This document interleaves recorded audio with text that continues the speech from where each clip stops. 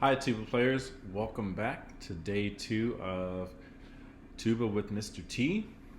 We're going to start today by reviewing some of our materials that we're going to be using, and then we're going to go through breathing, and then today we're going to talk about the first steps to making our tuba mouth shape, and we're going to learn a new term called embouchure. We're going to learn what that means. First, our review of our materials. Of course, we're going to have our metronome. We're going to have that every single lesson. You should have that every single lesson that you have as well. Okay, obviously.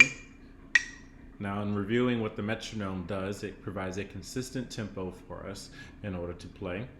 So it's very important that we have that. I'm going to have my water bottle, okay, because we're going to do some breathing today, and it's always good to have some water next to you when we do that.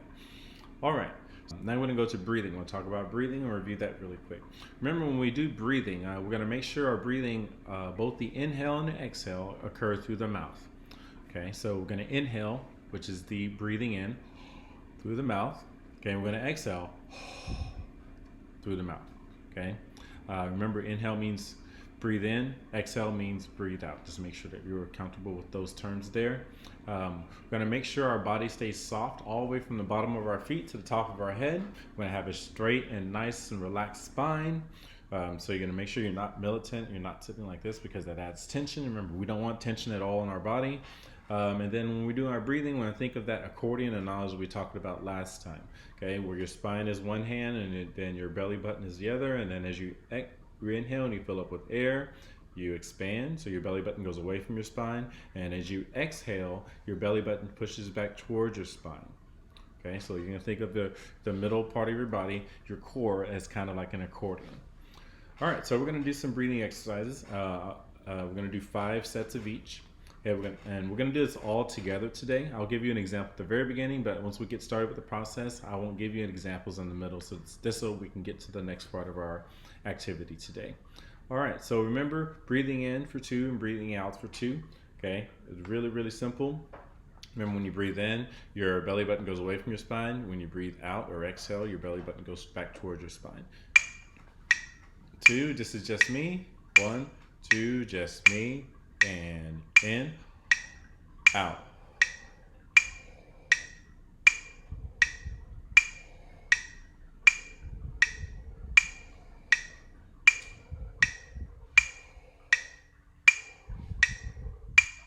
All right. So as you notice a few things. My head stayed still the entire time. You couldn't see my stomach down below, but my belly button was going away from and back towards my spine. So make sure that when we do this all together, that you do the same exact thing. All right, now here we go. We're gonna do this all together as a group. I'm gonna do it with you. Okay, I'll put this down so maybe you can see a little bit more of my core. All right, and here we go. 2 all together, in 2 out 2. 1, 2, ready, and in. Nice O shape with your mouth.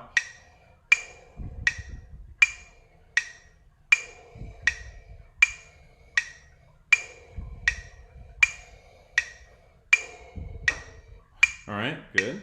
Again, if you're feeling a little bit lightheaded right now, that's okay. That just means we're learning to expand the capacity of our lungs and actually use more of our lungs, and that's actually a good thing. So if you need to take a little break, you can do that. You can go ahead and pause the video and do that. The next part we're going to do is inhale 2, exhale 4. Okay, so this is going to be without the bow and arrow. This is just going to be sitting, just like you did just for the inhale 2 and exhale 2. Remember, when you exhale 4, you have to make sure you're really, really thinking about making your air last all 4 counts. And another reminder about breathing, remember, it's a cycle. We never hold in our breath. As soon as we breathe out, we're going to breathe back in and breathe out, just like if you're breathing to live. All right, so here's inhale 2, exhale 4. Remember, we're going to do this all together right away. I'm not going to give you an example because it's the same thing with a slight modification in the numbers that we did just before. Inhale 2, exhale 4. 1, 2, 1, 2, here we go. In, out, 2, 3, 4, in. Out, 2, 3, 4, in.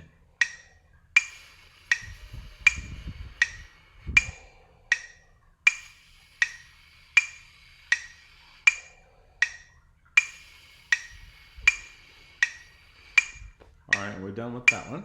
Okay, now we're going to add the bow and arrow exercise. Remember, we add the bow and arrow. We're not going to allow our shoulders to come up. We're still going to expand from our core, our stomach. Okay, and then we're going to make sure that our arrow is propelled with very energetic air on those 4 beats, the entire 4 beats. Try to get your arrow all the way across the room in which you're sitting. Okay, in 2, out 4. 1, 2, here we go.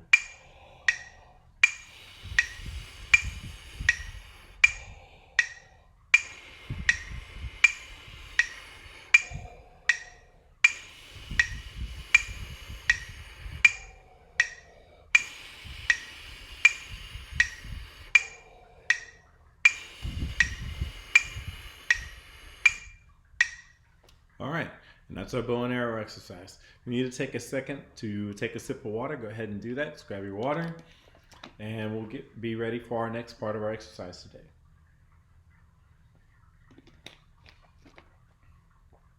All right, so you probably noticed when we're exhaling 4 versus exhaling 2, when you exhale, the hole is a little bit smaller because you're having to really control the air that is exiting your lips. The same exact principle applies when we add a mouthpiece or when we talk about embouchure. Embouchure is the shape in which your mouth forms in order to make a sound on the mouthpiece in which you're playing. Now, since we're playing brass instruments, it's going to be a brass mouthpiece, but woodwind players also have embouchures. They have a specific mouth shape for their instruments as well. They just obviously have a different shape that is required for their instruments. So obviously for brass, all is required for us is to make our lips together and to blow out the center. And just like talking about how we exhale for 4, when you exhale for 4, the hole is smaller. Here's exhaling for 2. Exhaling for 4. So the hole is smaller and you're engaging more of the muscles on the outside. So that's basically what we're going to do when we talk about the embouchure for brass. We're going to engage more of the muscles on the outside of the lips. Okay, we're going to make sure that the air goes out of the center, just like we did when we were doing our breathing exercises. The O shape is still going to remain the same when we do our inhale. Okay, and then we're going to adjust to make that hole smaller on the exhale.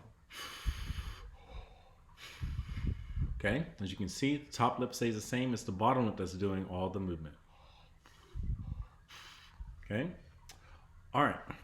So again, the same concepts apply from breathing to embouchure. Lips and your teeth stay apart. Your lips are soft, just like the rest of your body, and you're not going to fold in your lips or do anything extra to create a sound.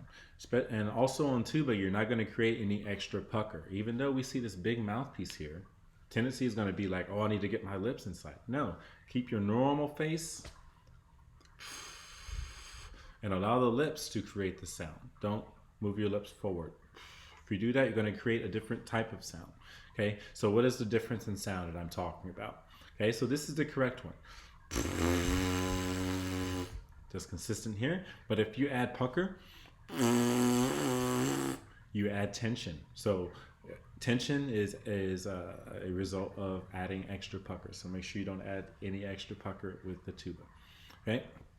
One more thing is the top lip. It's going to be a little bit in front of the bottom lip.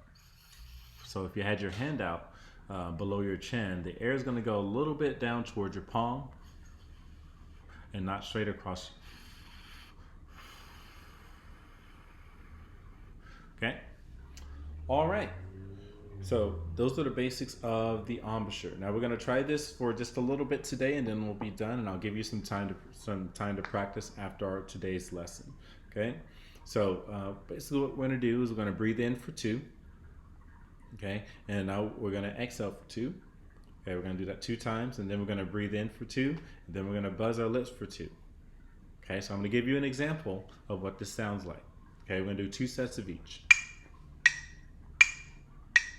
1, 2, my turn. And inhale. Now buzz.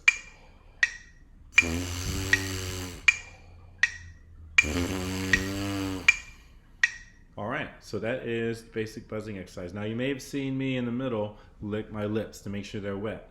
One important part of making sure that you have a good sound on a brass mouthpiece or your embouchure is making sure your lips are wet and ready to go. It allows the lips to have a little bit less friction and a little bit more freedom for the air to travel across your lips. All right, so make sure your lips are wet right across. You can either do this with, with your tongue, or you can just take some water. It's up to you. Okay. Now we're gonna do this all together. Okay. Inhale for 2, exhale for 2, 2 times. Then we're gonna inhale for 2, buzz for 2, 2 times. 1, 2, ready, and here we go.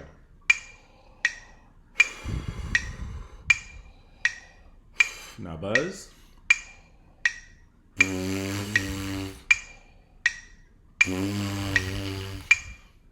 All right.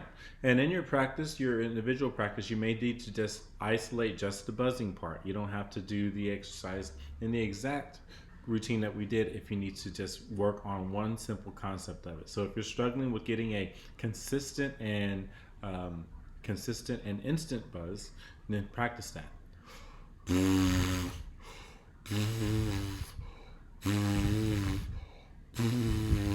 Okay. Now, as you notice, as I was practicing, I didn't bring my shoulders up. I didn't change my breathing process. It's very important that you're not adding any extra muscles or any extra effort to create a sound with your mouth. All right.